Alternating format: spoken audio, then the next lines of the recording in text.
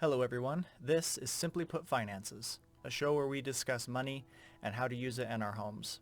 I'm Spark, your host, and welcome to my blanket fort. Let's get started. Today we're going to discuss something called opportunity cost. Let's start off with an analogy. Imagine that you are in a room with 4 doors, blue, yellow, green, and red. You only are able to go through one of these doors, right? Let's assume physics still applies. There are 4 doors. You may only enter one of them. And for the sake of my students and the things that they say every semester, you could attempt to open the door and look inside and see what's there. We understand that, but for the sake of this analogy, we're in a room with 4 doors. You can only go through one of them. Let's say that you choose to go through the green door. What have you lost? What have you sacrificed by this choice? What is the cost of this choice to go through the green door? The answer is the other 3 doors. By choosing to go through the green door, you lose the ability to go through the blue, the yellow, or the red. Opportunity cost is what we lose when we make a choice. And you might be thinking, okay, Spark, where are we going with this? Okay, let's talk about money. On your screen, you'll see some statistics. I have sources for where I got all of this information below. Go ahead and take a look at this. I personally am a huge soft drink consumer. I love soda and I drink way too much. Whichever one of these most applies to you, and maybe none of these apply to you, that's fine. You can fill in any of these that you want to with your own favorite spending habits. These 3 up on the screen are specifically addictive. There are a lot of other things that we tend to spend money on that are also addictive.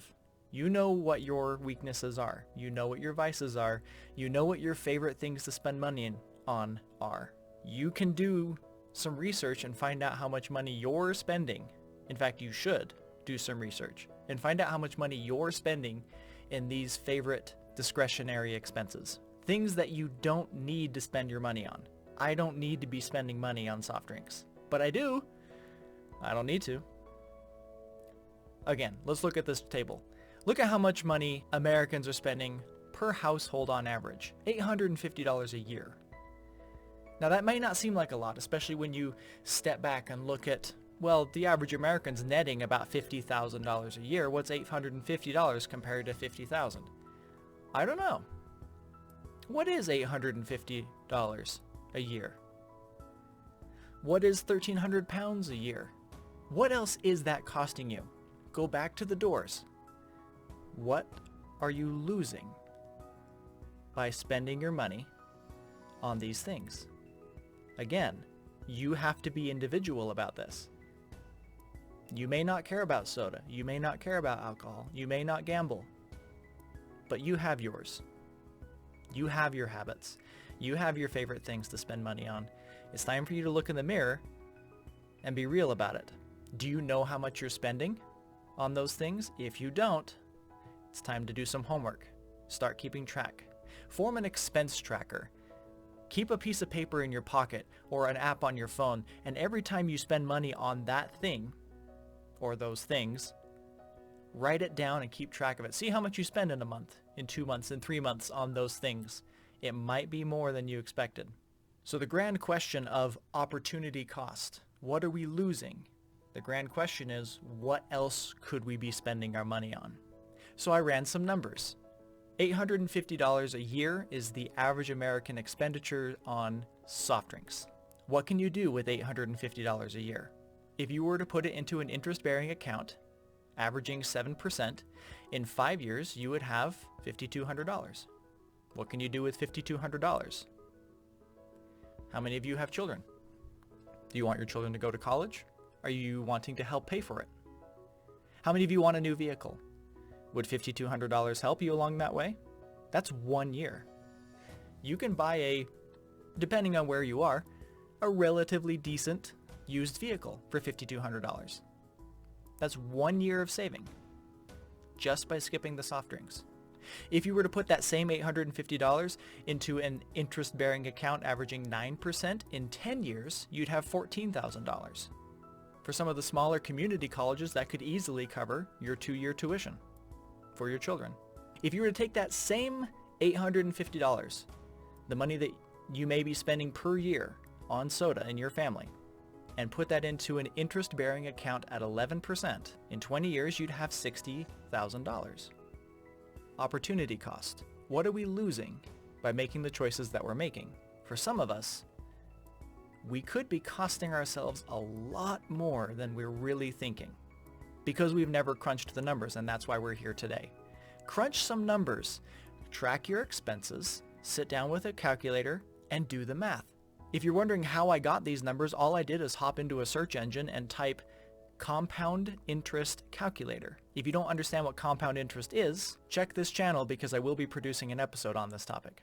So crunch some numbers and see what is your little habit, your little vice costing you. What could you do with that money? $60,000 is a lot of money. That could easily put your child through a decent, not overly priced college. Let's take a look at the $1,300 that the average UK citizen is spending on alcohol per year. What could you do with that? 7% interest account for 5 years, that's £8,200. 9% for 10 years, that's £2,200. 11% for 20 years, that's £9,500. And this is just alcohol. If we can become intentional and intelligent in the way we're spending our money, if we can be aware of the consequences of our actions and the costs of our choices, not just the monetary value. Again, think about this. What could you do with $60,000? What could you do with $14,000? What do you really want to do with that money? That is what you're costing yourself by blowing that money on whatever your vice or favorite spending habit might be. So what do I recommend you do? The first thing I recommend you do is you pay attention. Pay attention to your actual spending. Again, you already know what your favorite spending habits are. Track them. For at least 1 month, track that spending. Don't change your habits yet, just track them and find out how much money you're spending. Pay attention, that's your first step. The next thing you do is assess the long-term value of that money. Do the exact same thing we just did here. Find out how much money you're spending on average per month, per year, and do a little bit of math and find out what that money could do for you, your future, and your family and your children. Use that money to help save up for retirement. Use that money to help pay off the house faster. Use that money to get out of debt. Assess the long-term value of that money that you're spending. And then, once you've assessed that, set goals of what you want to change and how you're going to move forward to achieve the greater things that can be achieved with that money. I have another video on my channel called The Key to Financial Success. The key to financial success is the ability to delay gratification. Become a 2-marshmallow person. You might say, what? Yes, a 2-marshmallow person. If you don't know what that is, go watch that video, The Key to Financial Success. Simply put, opportunity costs are the things that we lose when we make a choice. What are you losing by spending your money without taking care of what that money could be doing for you? Good luck.